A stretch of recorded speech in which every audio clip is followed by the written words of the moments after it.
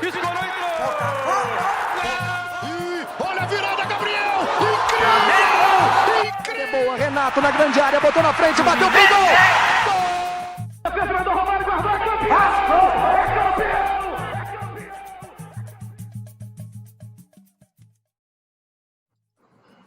Fala galera, sejam bem-vindos ao nosso quarto programa da Arquibancada Digital. Hoje vamos comentar um pouquinho sobre as semifinais da Taça Rio que aconteceram durante essa semana, a vitória do Flamengo sobre o Volta Redonda, o empate medíocre do Fluminense junto ao Botafogo de Futebol Regatas, e vamos comentar também, com certeza o Diogo vai falar aí sobre a lista de sócios, da votação, enfim. Não, hoje não. Vai, Diogo. Hoje não. Hoje o destaque ele é negativo. O Guarim, a principal referência do Vasco hoje, anda passando por problemas pessoais. Ele está tendo uma reunião com a diretoria nessa segunda-feira que pode culminar na saída dele do Vasco. Existe muita preocupação em São Januário sobre isso. E essa é talvez a principal notícia do Vasco no dia, mas quero deixar bem claro que hoje eu acionei o botão metralhadora e vou fazer algumas críticas aqui que não tem nada a ver com o Vasco, mas vai sobrar para muita gente, tá? Só para já deixar bem avisado. Que maneiro, isso é bom ver um vascaíno contrariando o sentimento de ser vascaíno, ou seja, ele está muito feliz e muito contente com o time, atuação maravilhosa do time de regata, da Clube de Regatas Vasco da Gama. Flamengo, Estampa, quais são suas... Vamos lá. Fala, galera. Qual é, rapaziada? Ontem, treino de luxo no Maracanã. Meu Deus. Teve nem chance pro Volta Redonda. Falar um pouquinho de como é que o time tá jogando. Quarta-feira tem essa final da Taça Rio. Pode vir a ser a final de estadual. A treta é sobre a transmissão. Sobre o jogo, vamos falar mais à frente. Toca aí, meu filho. André Lomeu, destaques do Botafogo, por gentileza. Fala, galera. Bom dia, boa tarde, boa noite, boa madrugada aí a quem nos assiste pelo YouTube, a quem nos ouve pelas mídias digitais. Cara, poderia estar muito triste com o jogo de ontem. Mas acho que eu e mais uns 15 malucos, a gente infernizou tantos dirigentes do Botafogo ontem, que aí hoje vai ser de muita notícia boa aí para a torcida alvinegra e de muita novidade, exclusividade, pode ter certeza. Vamos lá. Isso aí, gente. Então, minhas considerações sobre o Fluminense é a mesma coisa de sempre, um empate patético, terceiro jogo sem gols. O Frederico ainda não mostrou algo que veio, mas tem todo o crédito com a torcida. Ontem o Odair Helmans veio com esquema tático com 3 volantes, surpreendendo até Deus, porque ninguém imaginava que Dodi ia jogar ao lado de Hudson. E deixar aqui registrado a épica partida de Nino e Dodi, incrivelmente, e o meu destaque negativo vai sempre para o Gilberto. Porque, infelizmente, não dá. Tem alguma coisa errada. Estampa, o Flamengo jogou com Volta Redonda, que a imprensa diz que é o melhor time dos pequenos. Teve participação muito boa do Gabigol, mesmo não fazendo gols, dando passes precisos. Flamengo mostrando superioridade tática, superioridade técnica. E quais são suas observações do jogo e o que você acha que o Flamengo vai jogar contra o Fluminense? Como vai jogar, é melhor? Cara, o Flamengo se impôs completamente. O jogo que já é conhecido, um jogo de imposição, de roubada de bola e controle, não foi diferente. Até no início do jogo, o Volta Redonda ofereceu alguma resistência, uma marcação um pouquinho mais encaixada, mas depois as triangulações, as movimentações, o jogo se tornou um ataque contra a defesa. Eu acho que o grande destaque aí é realmente o Gabigol como um garçom. Ele chegou à 8ª assistência dele esse ano.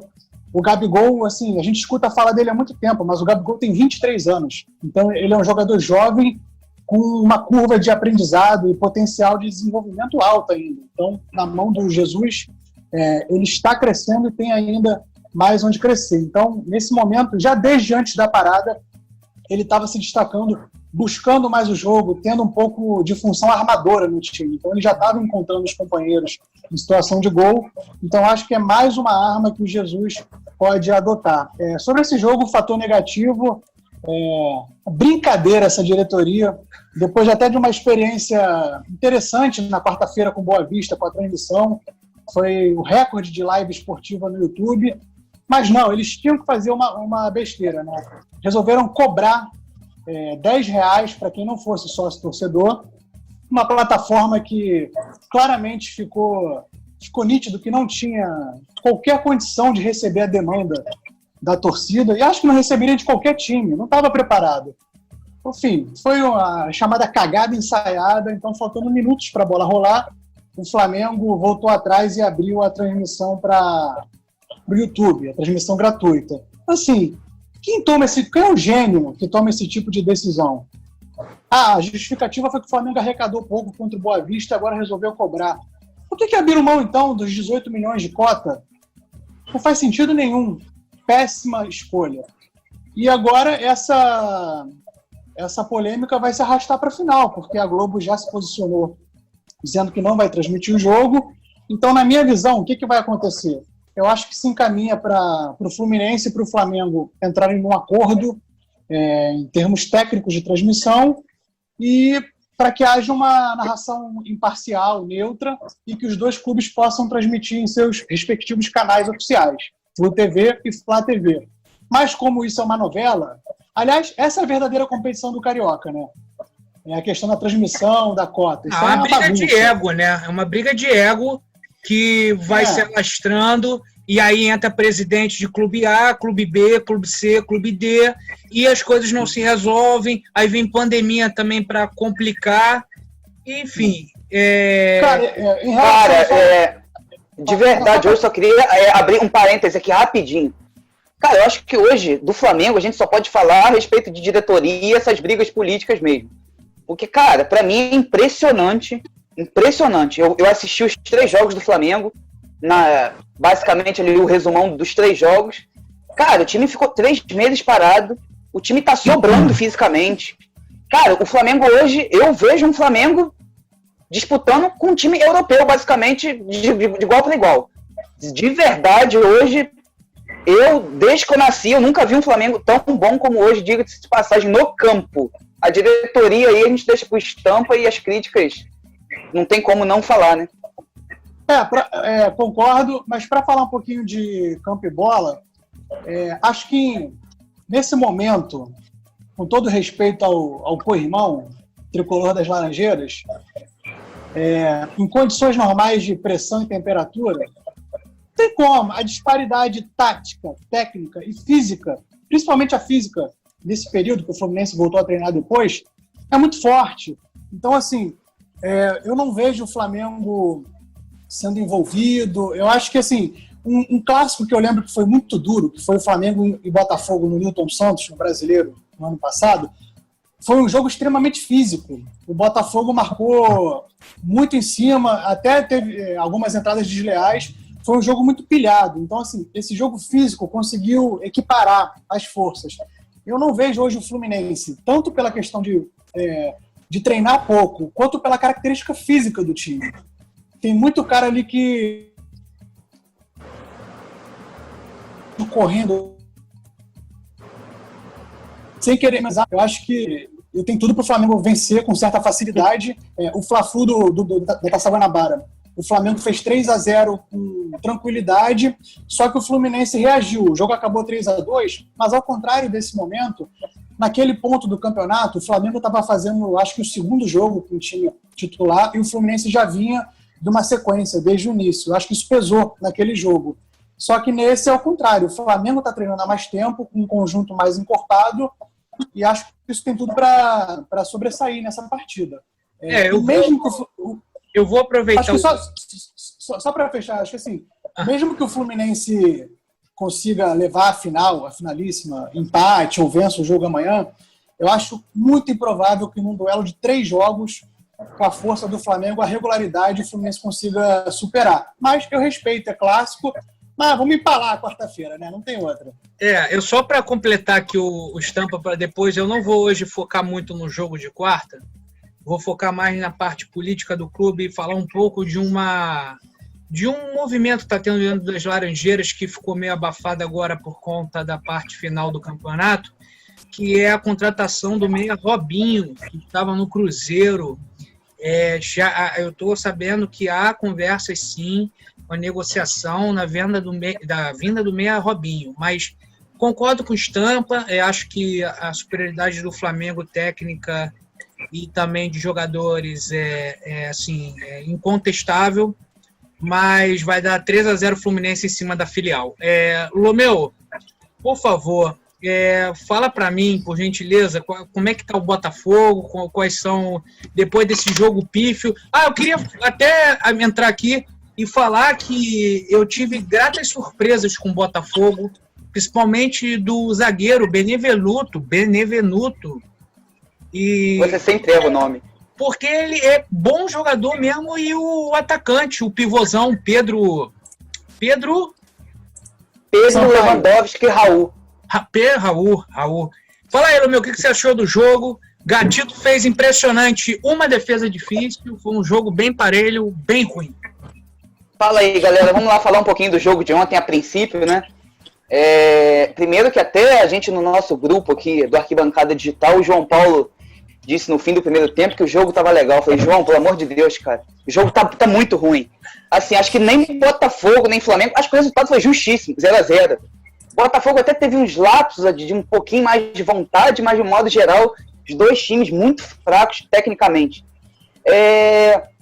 Deixar claro, né, independente de parte política, que não vamos entrar muito nesse caso hoje, mas bem legal a atitude de Botafogo e Fluminense de entrar em campo juntos, dividirem faixas, bandeiras, uma atividade bem pacífica.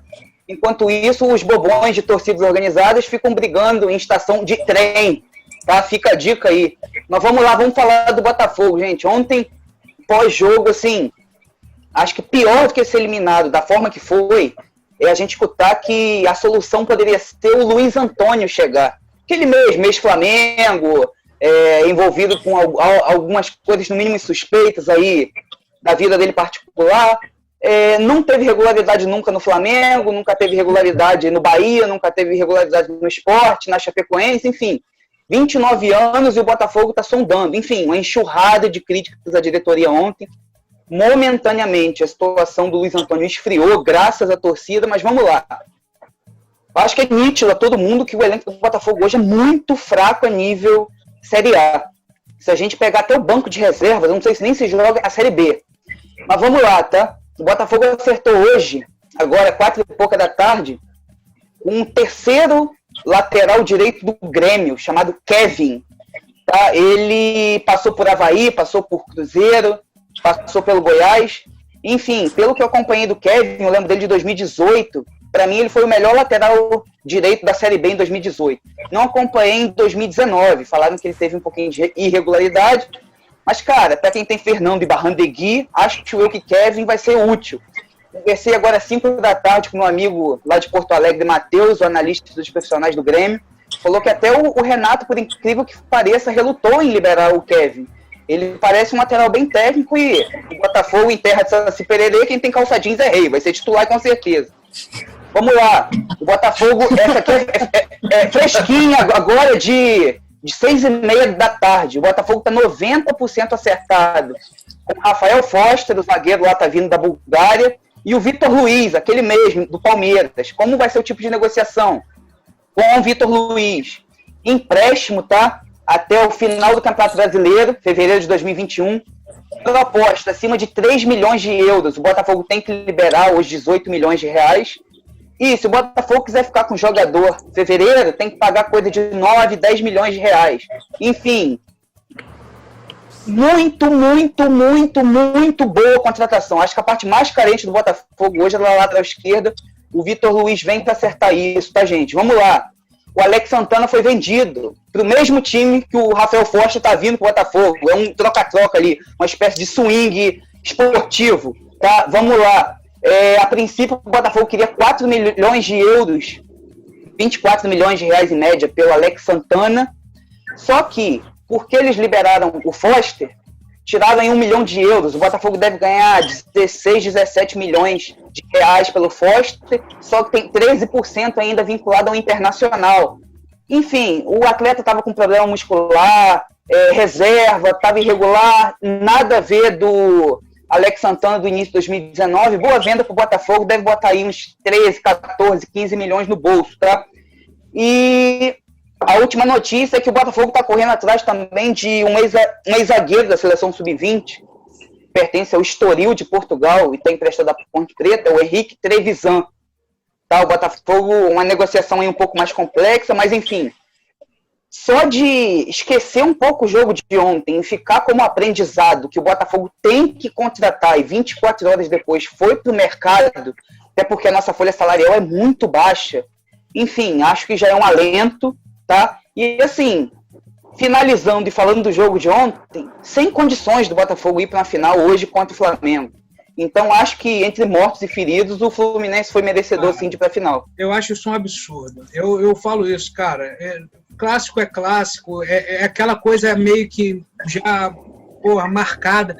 Você vai jogar contra o Flamengo, é impossível que os jogadores, mesmo sendo de pior categoria, eles não cresçam, cara. É muito louco isso. Eu conversei ontem com vários tricolores que chegaram pra mim e falaram assim, eu tava quase não torcendo pro Fluminense pra gente não passar vergonha com o Flamengo. Isso é um absurdo. Sabia disso. Não concordo, mas sabia. Eu torci e muito, porque a filial treme a base quando joga com a gente. Treme.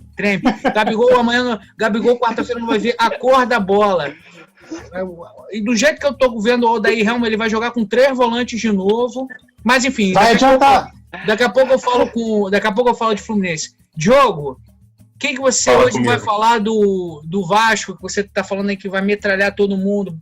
Não, vamos lá, vamos por partes. Primeiro do Vasco, cara, do jogo de quinta-feira, Vasco e Madureira, não tem muito o que falar. Foi um jogo muito sem vergonha, ganhou de 1-0, mas foi eliminado. Destaque mais uma vez foi o Germancano, que artilheiríssimo, 9 gols em 13 jogos. Assina aí melhor atacante do Brasil em 2020, pode anotar o que eu estou falando. Negativamente, a questão do Guarim, ele passou por problemas pessoais, botão fofoca acionado. Parece que ele terminou com a mulher dele, tá sozinho aqui no Rio, sem a família, a ex-mulher, todo mundo na Colômbia. E, enfim, ele está cogitando, reza a lenda, né? Ele está cogitando fortemente ir embora do Vasco para ficar perto da família. Se reuniu hoje, segunda-feira, com a diretoria. Deve dar resposta essa semana. O clima é de total pessimismo, ainda mais porque ele é o principal jogador e perder ele nesse momento ia ser muito duro. Ele chegou esses dias a fazer uma live no Instagram dele em São Januário, sozinho. Parece que querendo sentir talvez o calor da torcida numa tentativa de mostrar para ele mesmo que ele tem que ficar. Ele que é um cara que é identificado com o clube, ele fez uma tatuagem da Cruz de Malta no braço. Ele já mostrou que ele tem carinho pelo Vasco e acho que a única coisa que poderia segurar ele agora é um apoio do clube e da torcida. E, enfim, cara, fica aí a torcida de fato para que ele fique, porque perder o Guarim ia ser uma tragédia para o Vasco nesse momento. Agora, encerrando o assunto do Vasco, porque eu acho que o Vasco está eliminado, o Vasco não tem mais muito o que falar. Diogo, a transmissão foi boa do jogo. O Vasco teve que fazer tudo às pressas, mas foi uma transmissão. Alguns problemas de áudio, mas eu achei que foi bacana. Olha, foi legal. Eu acho que foi bom o fato de poder ter assistido o jogo que não ia ter transmissão. Não curti muito a parte humana, vamos dizer assim, no sentido... eu assisti o jogo no primeiro tempo, o narrador que estava narrando antes do Sandro Gama parecia que estava narrando uma partida de rádio. A bola estava pegando na defesa e o cara estava super animado para um jogo tenebroso e, enfim, passando uma emoção, assim, não que seja ruim passar essa emoção, mas acho que era totalmente desnecessária no momento. Mas, assim, acho que a isso não cabe crítica, eu acho que foi legal o fato de ter passado o jogo, de poder acompanhar, entendeu? Eu acho que foi importante, o Vasco arrecadou um dinheirinho aí, enfim. Eu acho que no final das contas o saldo foi muito positivo.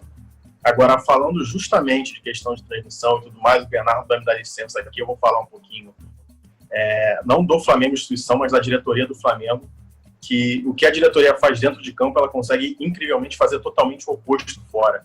Cara, À impressionante. vontade. À vontade. Pode dar Essa porrada ideia que eu apoio. que o Isso Flamengo teve, que a diretoria do Flamengo teve, de cobrar R$10 por uma transmissão no Maicuju, eu, sinceramente, não sei nem se é assim se fala, eu nunca sequer tinha escutado falar disso. Primeiro, eu entendo a birra, a guerra do Flamengo com a Globo. O Flamengo tem total direito de romper contrato, de passar o jogo na Flá TV e tudo mais. Só que o Flamengo é um time que tem uma torcida muito grande e muito concentrado também em comunidades carentes. Obviamente, a maior torcida do Brasil. No Brasil tem muita comunidade, logicamente, a conta fecha aí. A questão o jogo já não ia passar na TV aberta, ou seja, milhares e milhares, quiçá milhões de pessoas já não poderiam assistir o jogo. E aí você tem a opção da Flá TV, que é a opção mais prática. O cara vai lá, se junta, dá o jeitinho dele. O que o Flamengo faz num jogo de semifinal de Taça Rio contra o Volta Redonda? Fecha o jogo e me arruma a ideia de cobrar R$10 para que a pessoa possa assistir. E aí o presidente do Flamengo deu a infeliz declaração de que esse preço é mais barato do que o ingresso, sendo que ele está desconsiderando totalmente. E quando o cara segura o dinheirinho que ele ganha por mês, o salário mínimo que ele ganha para poder ter a experiência de talvez com o filho no Maracanã pela primeira vez na vida e conhecer aquilo ali, ele está desconsiderando toda a experiência que o cara tem, toda a aura que tem o cara conhecer o Maracanã, toda a sensação história do Flamengo, a própria história do Flamengo, gente, pelo amor de Deus, isso é um absurdo. Então, cara, assim, a gente vive um paradoxo que é o seguinte: quando esse time está em campo, é um dos melhores times da história. É orgulho, alegria, satisfação. Agora, o time que está fora de campo, nos bastidores, é um pesadelo, cara. Assim, toda semana as decisões são estapafúrdias, são incontestáveis, assim, são muito ruins. Eu acho desrespeitoso. São muito contestáveis. É um desrespeito, cara. Eu acho desrespeitoso o que a diretoria do Flamengo está fazendo com a torcida. Independente do sentimento não positivo que eu sinto pelo Flamengo, isso é óbvio, é um rival, eu acho que não dá para desconsiderar isso. Eu me coloco no lugar, porque se fosse com o Vasco eu também estaria revoltado. Então, assim, eu acho absurdo que se cobre por uma transmissão, ainda mais em um jogo tão inútil, que se faça uma comparação tão esdrúxula e tão cara de pau, tão mercenária com a de um ingresso de jogo. Eu acho que é inadmissível isso que o presidente do Flamengo fez e falou. O Flamengo, a diretoria do Flamengo, não vou nem botar a instituição, porque a instituição não tem nada a ver, mas de forçar o reinício do Carioca e trabalhar dessa forma. Teve a transmissão do jogo contra o Boa Vista, que foi histórica, a maior transmissão da história do YouTube, tudo para fazer uma coisa legal para essa semifinal, e desculpa o termo, mas cagou totalmente no pau. Eu, como torcedor, independente do clube, me senti desrespeitado, eu acho um absurdo, entendeu? E é o que eu falei, o que essa diretoria do Flamengo consegue, dentro de campo, é uma palhaçada, uma piada, uma vergonha fora dele. É inacreditável que isso aconteça, e digo mais, eu no primeiro episódio aqui do Arquibancada Digital, eu falei a questão dos times com questões financeiras, de necessidade e tudo mais, precisarem fatalmente recorrer à sociedade anônima e a se transformarem em empresas. E falei que, apesar de ver que esse talvez seja o melhor caminho, mais eficiente no caso, eu não concordo, porque a minha preocupação é justamente que aconteça com esses clubes o que aconteceu, o que a diretoria desses clubes faça, o que está fazendo a diretoria do Flamengo, de ignorar totalmente a torcida, pensar no clube simplesmente como uma coisa empresarial e cagar totalmente para o lado, vamos dizer, social, para a responsabilidade social do clube para com os seus torcedores. Me preocupa muito essa ideia de transformar o clube numa empresa e transformar os torcedores em clientes e não em torcedores. Isso é uma coisa que na minha cabeça é desesperadora, eu acho inacreditável, desrespeitoso, e esse precedente que o Flamengo abriu com essa cobrança, na minha cabeça é muito preocupante, muito vergonhoso. Então está aqui mais uma vez o meu repúdio. Enfim, não tem muito mais o que falar, eu só acho Mas, Diogo, o fato bem positivo é que foi um vexame, deu muito errado, então eu acho que isso foi muito bom, foi muito positivo, porque eles abriram para quem é sócio torcedor. Eu sou, e nem quis entrar na plataforma, não veria, assistir no YouTube, porque depois o jogo foi aberto, mas eu pessoalmente boicotaria essa exibição paga. Então foi muito bom para que eles possam repensar e nem tentem vir com essa ideia. Eles claramente não têm ideia de onde estão se metendo. essa questão de transmissão no streaming, ninguém domina essa área ainda. Então, assim, eles tiveram ali um resultado ali na quarta, quiseram dar um passo de uma área que eles não dominam e não conhecem. Então, ó, tomaram, que não tentem de novo, por respeito à torcida. Exatamente. Isso aí. E só para finalizar e abrir aqui um debate para um outro momento, a CBF confirmou o início do Campeonato Brasileiro, tá para o dia 9 de agosto, ou seja, daqui a 1 mês e 3 dias, sendo que nesse momento dos principais campeonatos só o Carioca voltou. Como vão fazer isso? Só Deus sabe. Galera, só para finalizar aqui rapidinho para a gente fazer nossas considerações finais, falar um pouquinho do Fluminense, queria dizer que senti, apesar de tudo, uma leve melhora no time com o jogo contra o Botafogo. Estamos tendo problema de finalização, eu acho que o Fred ainda não está preparado ainda para jogar. Já tinha falado isso no Arquibancada Digital 3, não sei se... Mas ele tá fininho, João. Tá fininho ele, cara. Sim, cara, mas o problema é o seguinte, o Fluminense, o Odair gosta de jogar com 2 atacantes abertos e um centralizado. O Fluminense estava jogando com o Evanilson, Wellington Silva e Marcos Paulo. O Evanilson, ele foi para mim um destaque na reta final do Brasileiro do ano passado. E ele é o que tem as características mais, vamos dizer assim, parecidas com a do Fred. O Fred, assim, inegavelmente, ele é muito melhor pivô do que o Evanilson. E muito mais, assim, vamos dizer assim, a história do Fred é incomparável com a história do Evanilson. Mas o Evanilson, ele ajuda muito o time porque ele é muito veloz. E ele estava tendo vamos dizer assim, uma participação nos gols e nos jogos bem interessante. Quanto ao Flamengo agora, eu espero sinceramente que a gente tenha agora falando sério, uma melhora principalmente na organização tática. Acho que o Fluminense ainda está pecando muito passe errado, muita faltinha desnecessária. Vamos pegar um gigante que está estruturado, mas eu sinceramente, a única coisa que me preocupa, tirando o lance do futebol, é como o Mário vai se comportar. Mário, o presidente, né? Porque ele falou diversas vezes que o Fluminense não ia jogar no Maracanã e agora andou para trás, dizendo que por questões contratuais não tem como não jogar no Maracanã.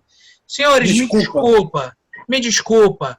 É aquela famosa, vamos dizer assim, que todo mundo sabe. Deu a primeira opinião, arregou. Falou que não ia, que ia jogar no Newton Santos, arregou. Agora, podia manter a postura? Não sei. O jurídico do Fluminense ninguém sabe. O Mário, ele tem um problema que ele não gosta de divulgar as coisas. E aí quando ele divulga tem uma malícia. Você vê que tem tudo tem um fundamento. Ele falou, que botou na entrevista que ia respeitar o contrato com o Maracanã, enfim. Não sabemos se o jogo vai ser transmitido. Então a gente já falaram que ia ser, agora não falaram que não vai ser. A Rede TV está negociando com o Fluminense.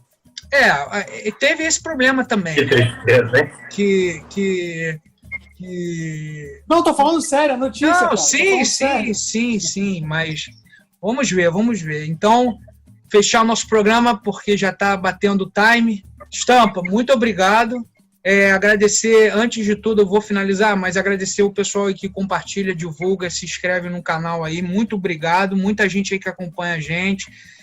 Por favor, gente, se vocês tiverem alguma crítica, alguma ideia para a gente conversar aqui, por favor, mandem para a gente no Instagram, no YouTube.